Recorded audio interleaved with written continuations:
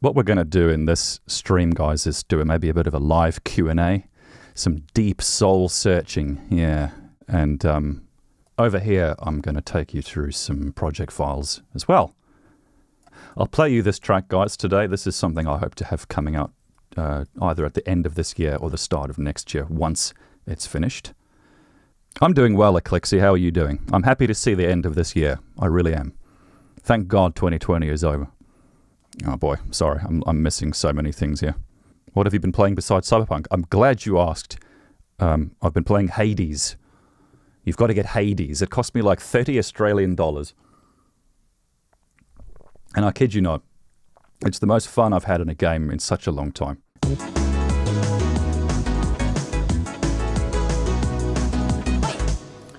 I did kind of take cues from a track that I made a very long time ago called Expialidocious, the Mary Poppins mix way back in the day. That's from Mary Poppins, you see. I do what I do quite often, which is I take a sample and then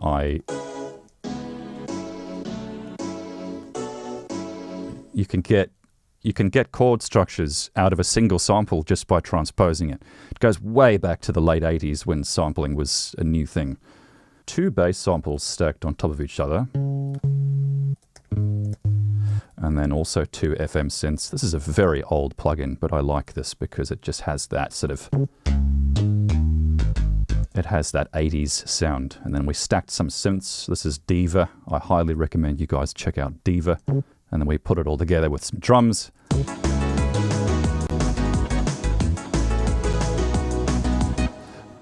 This is 70s drummer from Native Instruments. Okay. This is another plugin I highly recommend. Keyscape is beautiful because you just have these friggin' amazing sounding keys.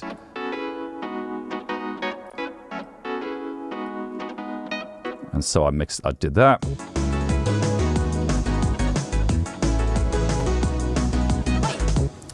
I don't want perfect sounding instruments. I want instruments that sound like they breathe and they're imperfect and they're flawed and they come and go. The Native Instruments stuff, it's designed to be used for like studio and really clean production. But so often I've got to apply saturation, I've got to apply all sorts of effects to make it sound more real and to get it out of the box. What is this? If you're looking for a new reverb and you've got a bit of cash to burn because it is kind of pricey, oh, and you need a stupid iLock account as well, I recommend you get this. This is called Seventh Heaven Professional. This is real reverb impulses recorded from the famous Bricusti M7 unit. You've got rooms, you've got another set of rooms. This is just a wonderful sounding reverb. I might demonstrate that at some other point. This is another plugin I highly recommend. Look, I'm not advocating that you go and spend thousands and thousands on 106 different plugins. It's not, that's not the takeaway here. The takeaway here is I love this. I use this in Gambate a lot, which I'll show you guys as well. This is piano. So this is a Native Instruments piano. Does it sound like a piano? Yes. Does it sound sexy?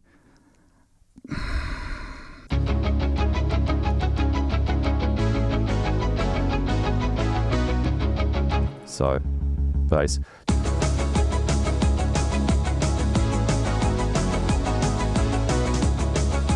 And then we have our little bridge.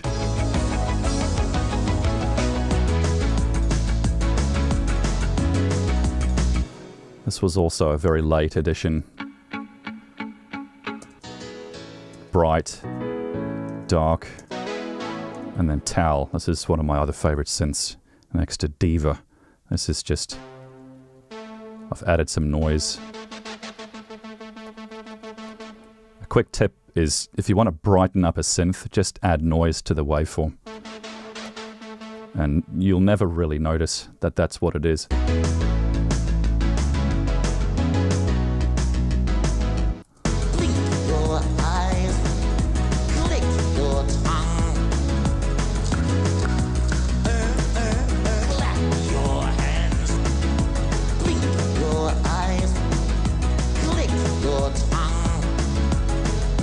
Thanks, Anaya. Thank you very much. What time is it there? It is 2:22. I'm not making that up. It is 2:22 p.m. It reminds me so much of that Alan Partridge episode. The time is 2:22. We're going to try and do the rest of the show without any teas. No, it's too complicated.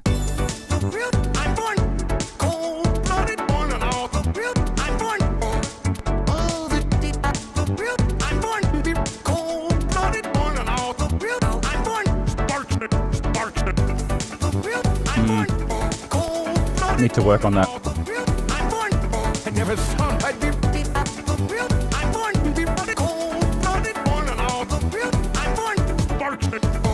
The thing with plunderphonics is like your inclination is to, okay, I've got a melody consisting of 4 notes in my head. I'm going to look for 4 voice samples. That's not what you should do. You should actually try to find a voice sample that already has 4 fluent notes in it, so that the voice already flows on its own, and you just have to play with the pitch and the keys a little bit. Any old tracks you're thinking of remastering?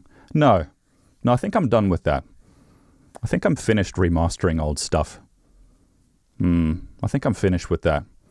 I went through that phase, and it's like, you can make it sound better, but it won't capture the character of the original, you know.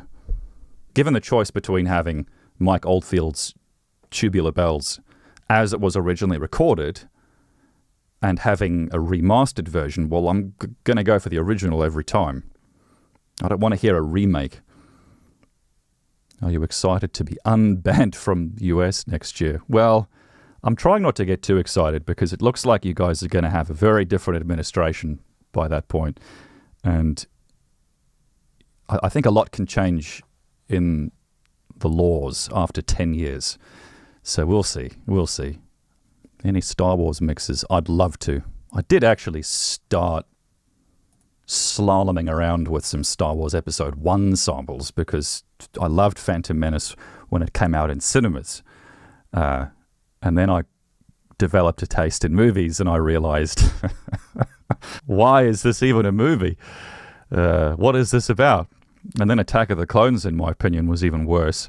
And then the third film had some moments. Ewan McGregor and, oh boy, brain freeze. What's his name? Hayden Christensen. They did such a crackingly good job in those films. It's just the script and the direction. Will you ever do edits for the Half-Life Alyx Combine in real life?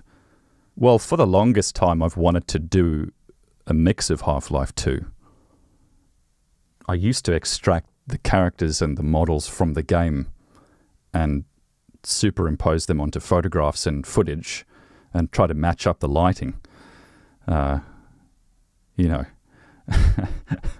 I guess when you're not getting laid, what else is there to do? I loved the old tapes video. Oh, thanks, Hannah. What's in the works for the next few months? Yeah, God, I don't know.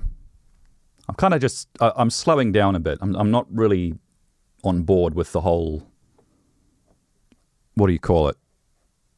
The whole status thing anymore.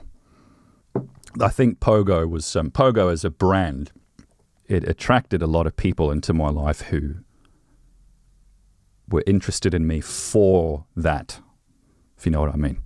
And then, you know, when the views started trickling or the attention wasn't as big, those people would be less interested in me all of a sudden. So, you know, I've seen where that road goes. I don't like the look of it. I don't want my music to sound like everything else that you hear on the radio. Yeah, turning it into a career, I don't know. I'm really happy with where I am now.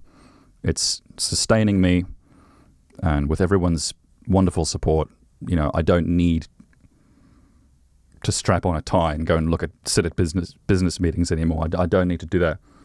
I don't need to homogenize my music to meet a deadline or an outcome. I don't care about outcomes at all.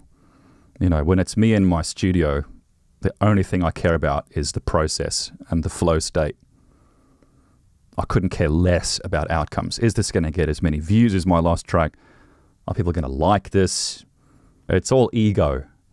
at the end of the day. It's my ego trying to protect itself, and there's nothing to protect it against, you know. I just love working on something. I have to be working on something. Well, I'm in the moment. I step outside of time. That is the best experience. The big thing to note here, this is one of the very few times that I've automated the volume of each major instrument throughout the track. You should look into automation. You really should, because it's paying attention to how your mix glues and gels at key points throughout your mix, you know. And if you're trying to tell a story with your song, that's a big deal.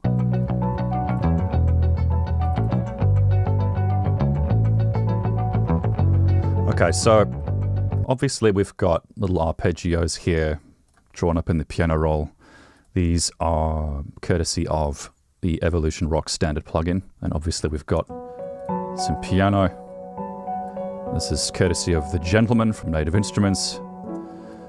Our bass is actually 2 instruments on top of each other.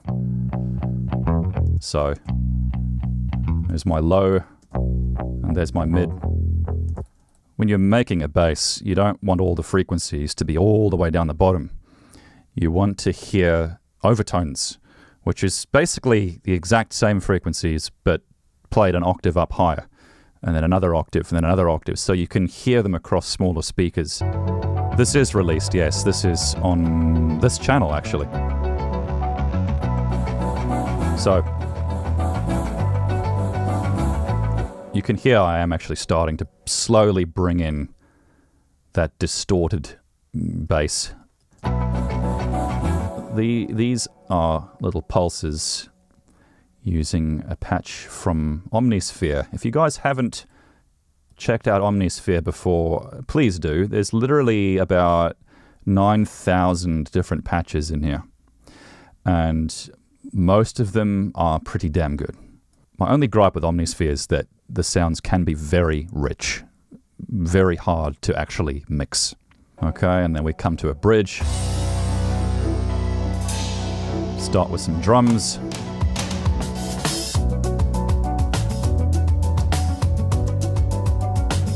So I mixed these drums inside the plugin itself, actually. This is Abbey Road Modern Drummer. I want to show you guys kind of what inspired this track. And I think it was a combination of what I was feeling at the time. I was getting up at 4 o'clock in the morning each day to work on music. And I was watching The Prisoner each morning. If you haven't seen The Prisoner, it's just an amazing TV series from the late 60s. It's all about surveillance and collectivism, censorship, government control, all that stuff. At the time, I was actually trying to make a mix of The Muppet Movie. And that's how I got the idea for this track, believe it or not. So here's the sample from The Muppet Movie, 1979. That's all it is. That's all it is. To me, it just sounded like it wanted to grow. And so I started developing a chord structure around it. I thought, well, how can I make this evolve?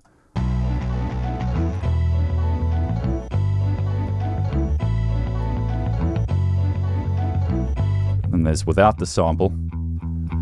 And then I started reconstructing elements from that sample, like the afterglow,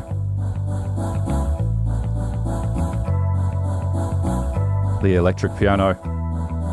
For the longest time, this track wasn't going to have drums.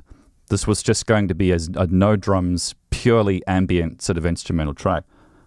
And I almost released it like that.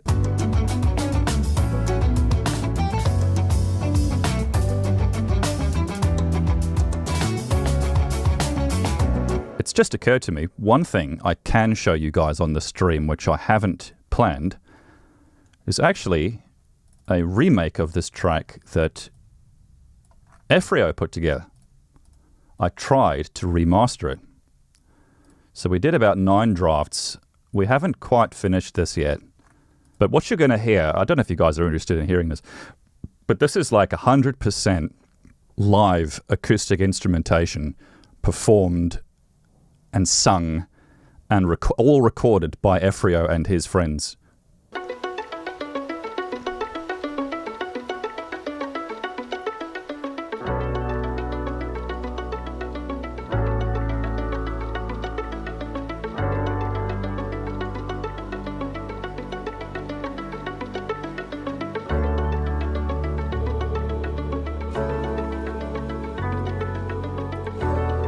So that's Efrio playing on the piano and playing on the pizzicatos.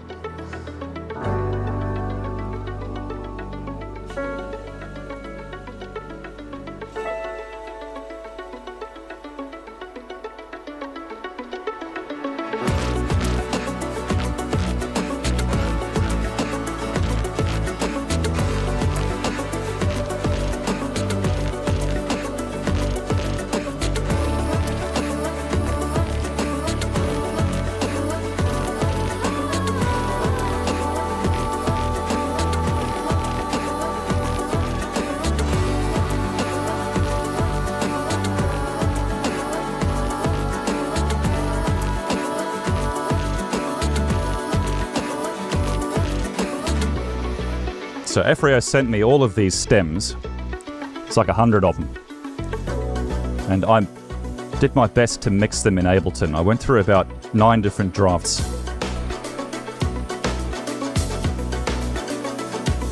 Look, I'm like 99% happy with that. I think Efrio's done an absolutely incredible job of directing that. Elizabeth Piper, thanks Blue Jay. Yeah, that was the name of the singer. Beautiful voice.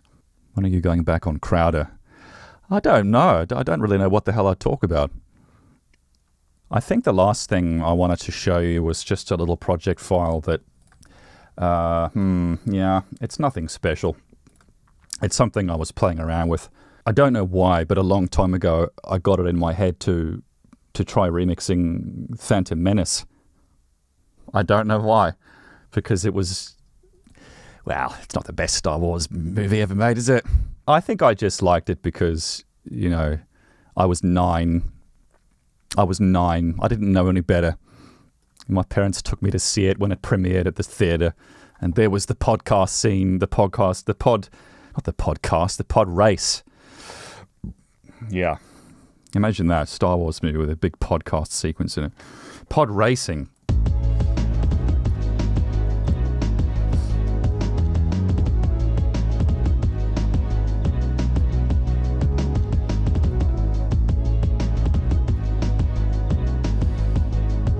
Just playing.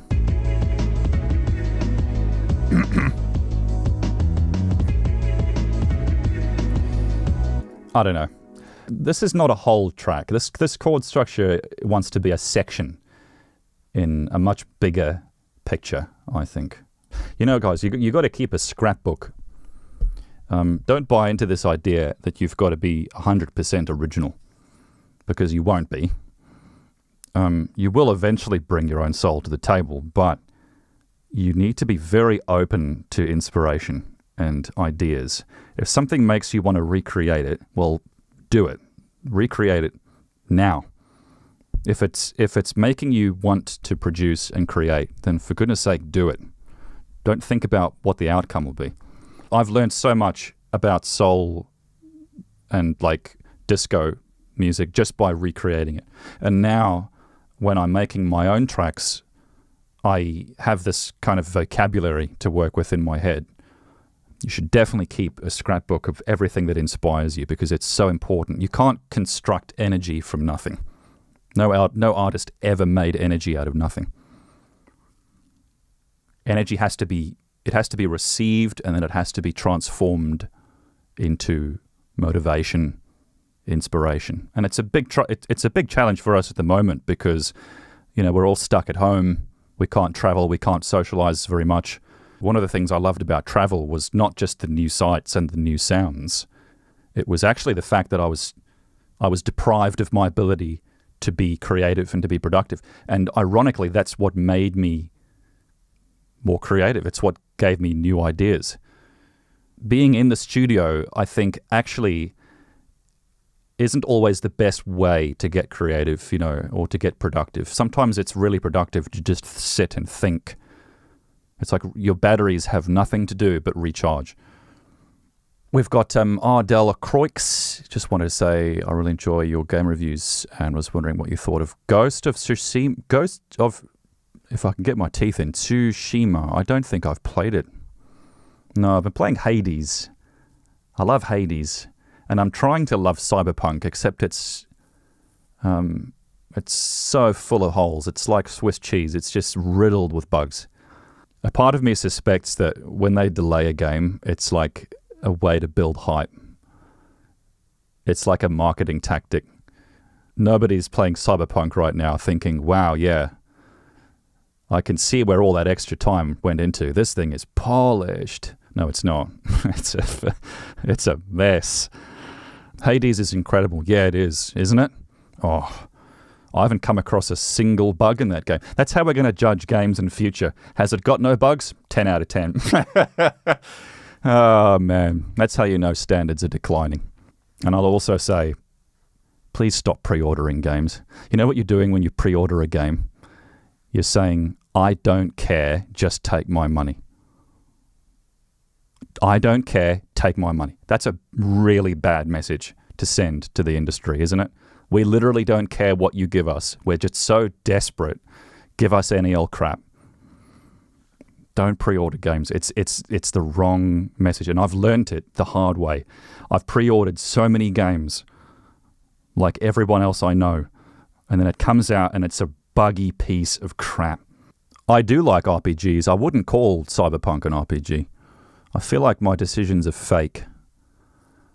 A character will ask me, do you want it to go on this mission? I say, no.